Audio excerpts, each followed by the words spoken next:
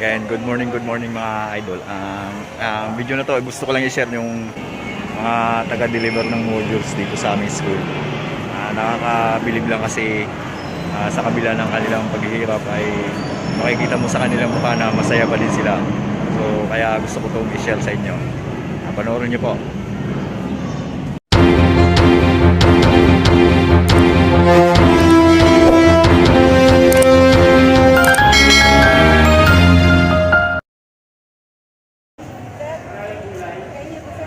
Sa akin po yan. Ano to po ito? Module ng grade 3 saka grade 4. Saan galing po yan? DepEd? Okay. Sige, receive ko na lang po.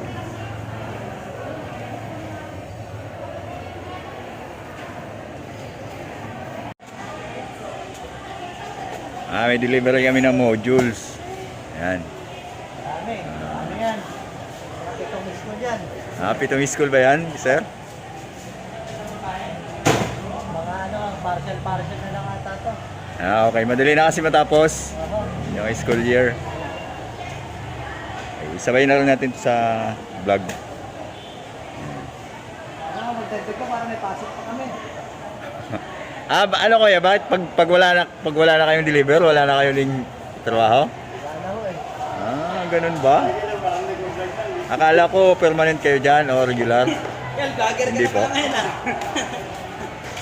Vlogger rin, sama kayo sa vlog. Yun. Sir Glenn TV. Ano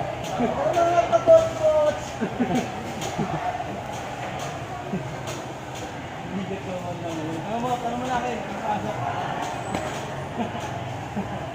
Isang mo sila. Yan ano niya sir?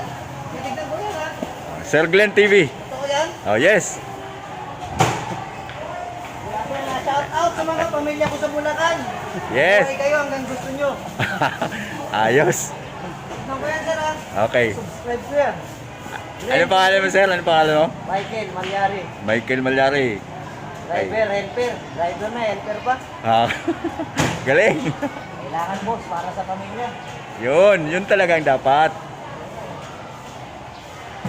Kaso nga, pag wala na palang module, wala na kayong trabaho. Naku. Kasi sa amin driver, pwede. Kami bawa ano. O yung mga helper pala wala na. Helper, Kawawa. welcome to my gun. Kasi masundot na sa lamin ko. Okay, mamusta kayo sa mga kapamilya nyo sa Glenn TV to?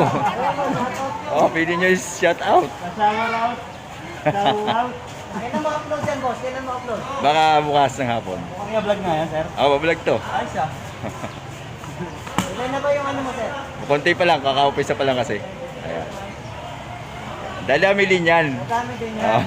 Huwag tayong mawala ng pag-asa. Content. Yan, sama mo si ma'am para maganda yung ano. Hi ma'am.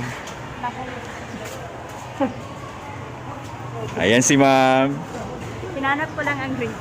Lagi na pala to. Lagi na pala teacher dito. Oo, natatawid. Kaya na. Kapag mo. Pasama ka pa sa live.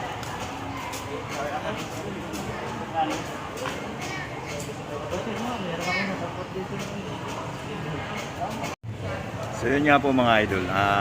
Nakita ko po sa kanila yung pagiging positibo nila kahit nahihirapan. No? Nakangiti pa rin. Kahit na alam nila pag wala ng module, wala ng trabaho, okay pa din sa kanila. Laging positibo, lagi ang pananaw sa buhay. Yun naman talaga dapat sa atin. Salamat po sa panonood at kung nagustuhan nyo po ang video na to ay huwag naman po sana nyo kalimutang mag-like, share, and subscribe sa ating channel. Thank you!